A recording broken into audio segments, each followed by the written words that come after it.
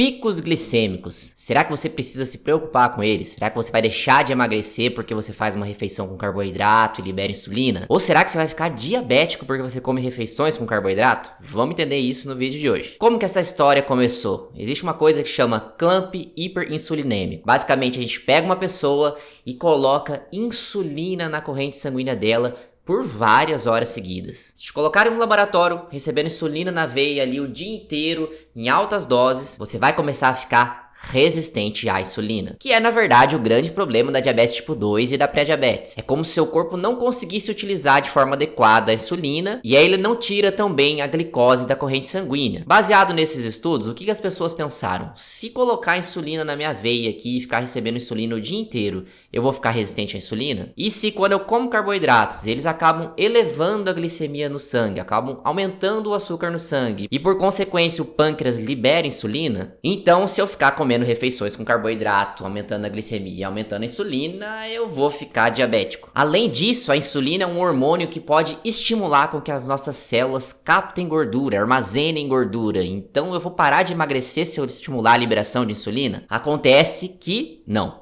Isso não é verdade. Calma, eu não tô falando que você pode comer um caminhão de carboidrato, que é pra sair comendo doce igual maluco aí, que isso definitivamente não vai ser saudável e você pode sim engordar e até mesmo ficar diabético se você fizer isso. Mas não foi pelo consumo em si do carboidrato, foi por uma outra coisa que você vai entender agora.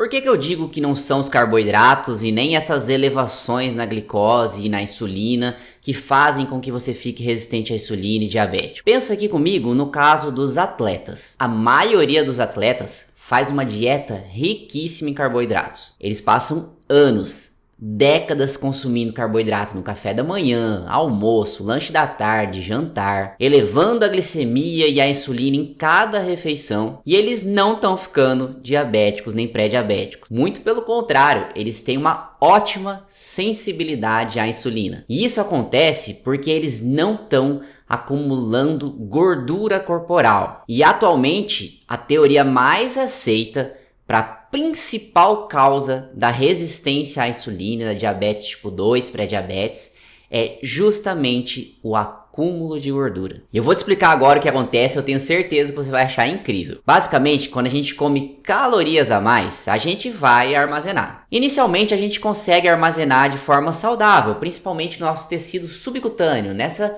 gordurinha que fica aqui na pele. A gente acumula um pouco de gordura nas nossas células adiposas e nada muda. Se a gente vai acumulando mais gordura, essas células vão se multiplicando. E até aí tá tudo bem, é bom que isso aconteça. A gente consegue acumular um pouquinho de gordura em cada uma dessas células sem ter nenhuma alteração metabólica. Agora, chega um momento que essas células elas param de se multiplicar.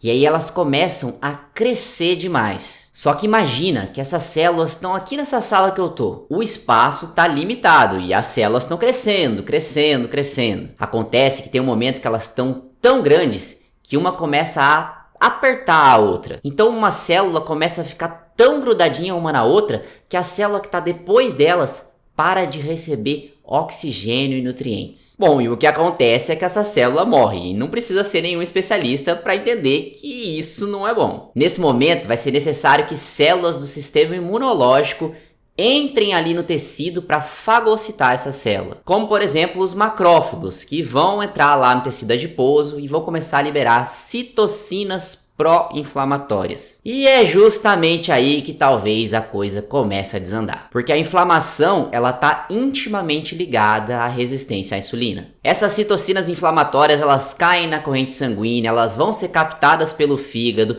O fígado também começa como resposta a produzir ainda mais citocinas pró-inflamatórias. Além disso, esse tecido adiposo já não consegue mais armazenar a gordura de forma saudável, então ele começa a exportar essa gordura para a corrente sanguínea. E essa gordura vai parar justamente aonde? De forma ectópica, no nosso fígado, no nosso pâncreas. Aí lá no fígado, no pâncreas, ele gera lipotoxicidade e enfim, a coisa desandou de vez. Então basicamente você fica resistente à insulina, pré-diabético ou diabético tipo 2, por excesso de acúmulo de gordura corporal. Mas aí agora talvez você esteja pensando, não, mas eu conheço fulano que ele não tem excesso de peso, o IMC dele é normal e ele tá pré-diabético. Por que isso está acontecendo? E aqui vem uma teoria que eu acho incrível, que é o Personal Fat Threshold, que seria o seu limite pessoal, sua capacidade máxima pessoal de acumular gordura de forma saudável.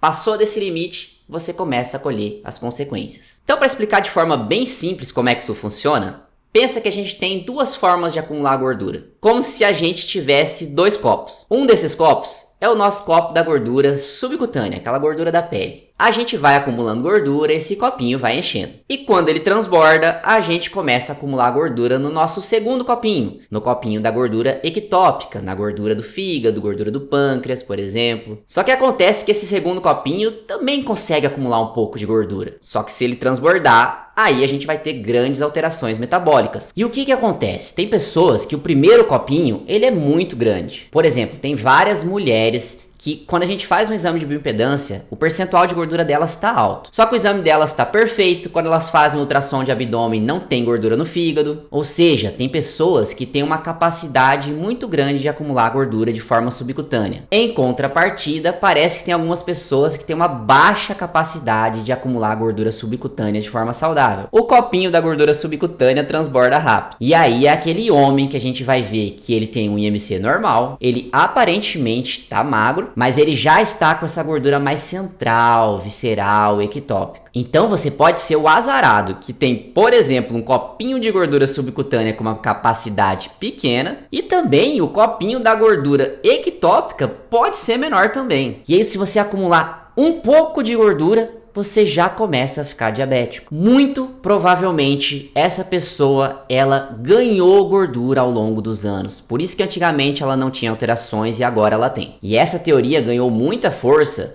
quando o professor Roy Taylor e colaboradores selecionaram indivíduos que tinham IMC normal, mas eram diabéticos tipo 2. E aí colocaram essas pessoas para fazer uma dieta restrita em calorias. 70% dos participantes tiveram a remissão da diabetes. E tem outras coisas também que estão associadas com a resistência à insulina, que podem potencializar a resistência à insulina, mas você já entendeu que não é porque você beliscou um doce uma vez que você ficou diabético.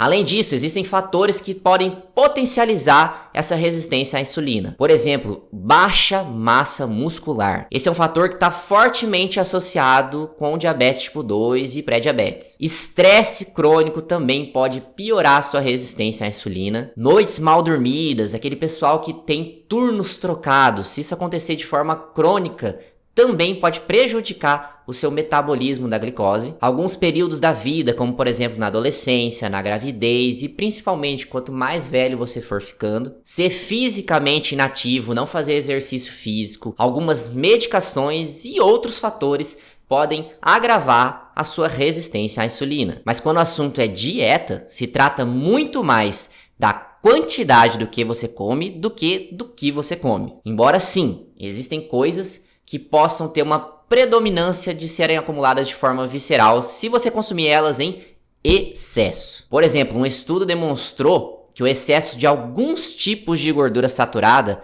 pode acumular mais de forma visceral do que, por exemplo, de um azeite de oliva. Mas veja que mesmo o azeite de oliva, que tem propriedades saudáveis, se consumido em excesso, vai acumular de forma visceral. Porque é isso que o nosso corpo faz com as calorias em excesso. Ele tem que colocar em algum lugar. Se ele não consegue queimar, ele vai armazenar. E se ele for armazenar, uma das formas de armazenar é de forma visceral. Um excesso de carboidratos refinados também tem a tendência a se acumular de forma mais fácil do que um excesso de carboidratos integrais. O álcool e a gordura vegetal hidrogenada também tem essa maior facilidade de se acumular de forma visceral. Você pode ser a pessoa que está com pré-diabetes ou diabetes tipo 2 porque consome carboidratos demais. Mas não é todo mundo que está diabético por causa disso. Tem pessoas que comem pouco carboidrato durante a semana, que quase nunca consomem doce e também estão com resistência à insulina, estão com pré-diabetes, diabetes tipo 2. Na prática aqui do consultório, eu vejo muitos homens que têm esse consumo baixo de carboidratos, mas que no final de semana consomem muita bebida alcoólica, muita carne gorda. E aí acaba que pelo excesso dessas calorias, O excesso de acúmulo de gordura visceral, ele acaba se tornando diabético, pré-diabético, mesmo que ele não consuma doces. A realidade é que na prática não são esses picos glicêmicos que estão fazendo com que você fique diabético. É o excesso calórico. Na sociedade que a gente vive, esse excesso calórico se vem principalmente dos alimentos ultraprocessados e densamente calóricos. Não é uma questão de carboidrato ou não, é uma questão de densidade calórica. A maioria desses alimentos tem tanto carboidrato quanto gordura. Sorvete, nuggets, pizza congelada, hambúrguer, batata frita, doces de uma forma geral, a maioria desses não são só carboidrato. Inclusive, muitos deles têm mais calorias de gordura do que de carboidrato. No final das contas, não tem um vilão, não é o glúten, o leite, o açúcar, a gordura. É o estilo de vida, estresse, noites mal dormidas, inatividade física, excesso de consumo de alimentos ultracalóricos e ultrapalatáveis. Esses que são o culpados. Para de tentar achar um vilão. Bom, mas talvez você ainda não se convenceu de que esses picos de glicose não vão te deixar diabético. Agora, pensa aqui nos atletas. A grande maioria deles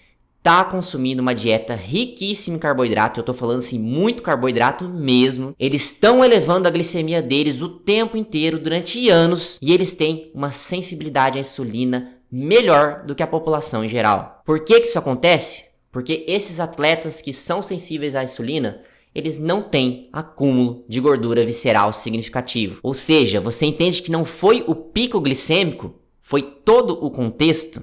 Então sim, você pode ser plenamente saudável consumindo seu arroz, feijão e carne, salada no almoço, porque o nosso corpo ele foi feito para elevações na glicose. A gente não quer valores absurdos de glicose na corrente sanguínea, mas elevações são fisiológicas. E como eu disse, um atleta ele pode ficar décadas consumindo uma dieta rica em carboidratos sem se tornar pré-diabético ou diabético. Nós também temos várias populações no mundo que têm dietas que são ricas em carboidrato. E muitas dessas pessoas estão vivendo super bem, estão passando 100 anos de idade. Obviamente, eles têm um estilo de vida bom, e principalmente carboidratos bons na composição dessa dieta. Além disso, nós temos vários estudos, como esse aqui, por exemplo, que compararam dietas que não aumentam tanto a glicemia com dietas que aumentam um pouco a glicemia. E basicamente o resultado é sempre unânime. Não importa se você está elevando ou não um pouco sua glicemia. Se a dieta for saudável e se existir déficit calórico, você vai emagrecer igual. Você não precisa ter medo de liberar insulina, até mesmo porque proteínas também liberam insulina. Literalmente, tomar uma dose de whey protein pode fazer com que você libere mais insulina do que comer alguns tipos de carboidrato. O ponto é, escolha qual a dieta melhor para você. Se você está saudável e gosta de fazer uma dieta low carb, faça uma dieta low carb saudável que vai ser sensacional. Mas se você ama um feijão com arroz, desde que você tenha uma dieta saudável, desde que você consuma quantidades adequadas de feijão e arroz, você pode passar a sua vida inteira consumindo esses alimentos e ter um controle glicêmico perfeito e ser perfeitamente saudável. Foca no básico, em ser mais ativo, em dormir melhor, comer melhor, que você vai conseguir ser uma pessoa saudável sem precisar se preocupar com picos glicêmicos e terrorismo nutricional que não acrescentam nada para sua vida.